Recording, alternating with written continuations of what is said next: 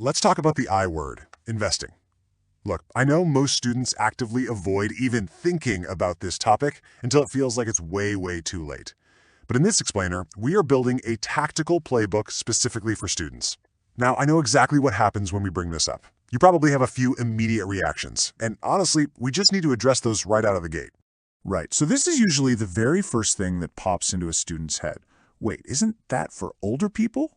You see movies with those guys in suits on Wall Street, or you hear your parents talking about their retirement accounts, and you just naturally assume this is an older person's game. It feels completely disconnected from your current reality of exams, lectures, and what you're doing this weekend. But let me tell you, dismissing it as something for later, that is missing out on literally the biggest opportunity of your life. And then, right on the heels of that first doubt, comes this massive misconception. Don't I need a lot of money first? Listen, it is an absolute trap to think that you have to wait for some massive bank balance or a full-time, high-paying corporate salary before you can even open the door to investing. Thinking, oh, I'll just invest later when I have more money. That thought process will literally cost you years of potential growth. Now we get to the third question, and I really want to validate this one right now. Shouldn't I focus on school before thinking about money?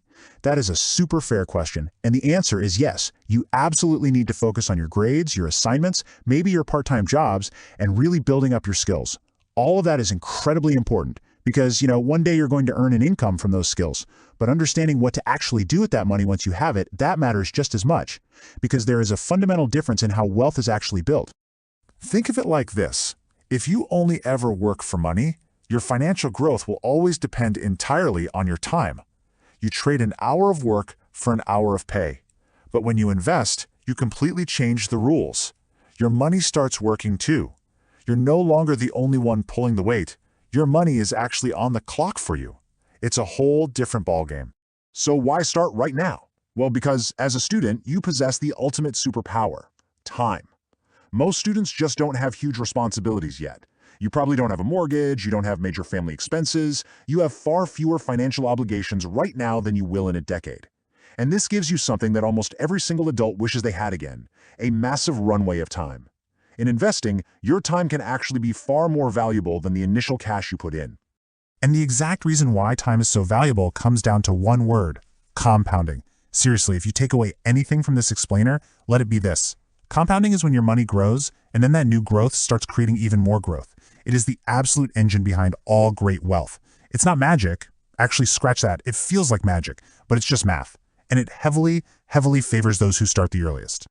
Over time, that compounding effect becomes absolutely massive. Because your growth is creating more growth, it completely dismantles the whole "I need a huge pile of cash to begin" myth. You do not need a lot of money to start. What you actually need is consistency. Even incredibly small amounts, if they're invested consistently over a long period, wow, they become immensely powerful. Okay, so how do we actually execute this? We need a tactical playbook. Here are the first 3 actionable moves in our roadmap. Number 1, learn. Number 2, save. And number 3, start small. These are logical, sequential steps, right? You literally cannot jump to step 3 without mastering step 1 and 2. So let's break down exactly what each of these looks like for a student right now.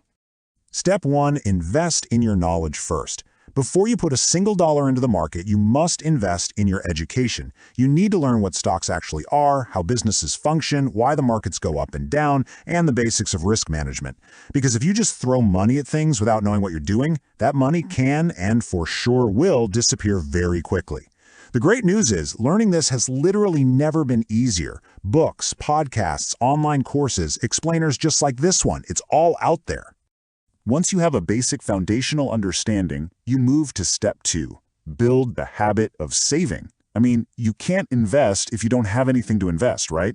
Think about the money you currently receive. Maybe it's an allowance, scholarship money, some freelance gig, or income from a part-time job. Instead of spending every single cent you bring in, start saving a tiny fraction. Seriously, even just 5% or 10% of it is perfect. And here is the crucial point. The dollar amount you are saving right now is not the most important part. You might be sitting there thinking, well, 5% of my part-time job is only a few bucks. What's the point? The point is the routine. Habits build wealth, not a sudden burst of motivation. Getting your brain hardwired to automatically save a percentage of everything you earn, that is the ultimate goal here. That's a real game changer. Which leads us perfectly into step 3, start small. A lot of students overthink this and say, well, if I only have a small amount, what is the point of even investing it? Listen, your first investments are not about becoming rich overnight. No way. Your first investments are about buying experience.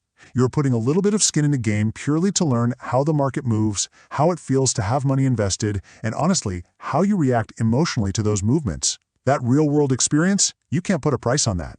As you start gaining that experience, you're going to need to know where to actually focus your energy.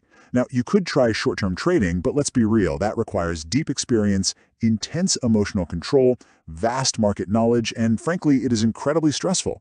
Long-term investing, however, it's just much simpler. It's highly realistic for beginners, and most importantly, it uses your ultimate advantage, your time. Now, as you navigate all of this, you are absolutely going to encounter a major roadblock. So, step 5 of our playbook is to avoid social media hype. You are going to see people online constantly screaming things like, this stock will explode, or this crypto will make you rich, or turn $100 into 10,000 fast. You have got to be incredibly careful here. This content is literally designed to trigger your emotions and make you act impulsively. It is absolutely vital to separate hype from reality. Making financial decisions based on emotional hype almost always leads to losses. Real investing usually looks, well, kind of boring. It is methodical, it's calculated, and it takes time. But remember this, boring is usually where the profit lives. So to protect yourself from all that hype, you need step 6, learn risk management early. And the ultimate golden rule of risk management, especially as a student, is to never invest money you cannot afford to lose. Period. Your foundational needs must always come first. That means your education expenses, your basic daily needs, and your emergency savings, they take absolute priority over any investment. Every time. When you have those basics covered, it changes your entire psychology. You're able to invest with discipline, not desperation. Desperation is what makes you chase those wild, hype-driven trends because you feel like you need the money right now. Discipline, on the other hand, allows you to stick to your boring, profitable long-term plan because you already know your basic needs are met. And that brings us to the final step of our playbook. Be patient. This is precisely where so many people throw in the towel. They invest for a couple of weeks, they check their app, and when nothing dramatic has happened, they just lose interest. But wealth does not usually come from excitement. It comes from patience. It comes from years of discipline, years of consistency, and years of making smart, calculated decisions. Okay, let's bring this whole playbook together. Your complete foundation as a student is this. Learn before investing. Build those saving habits with whatever income you have right now.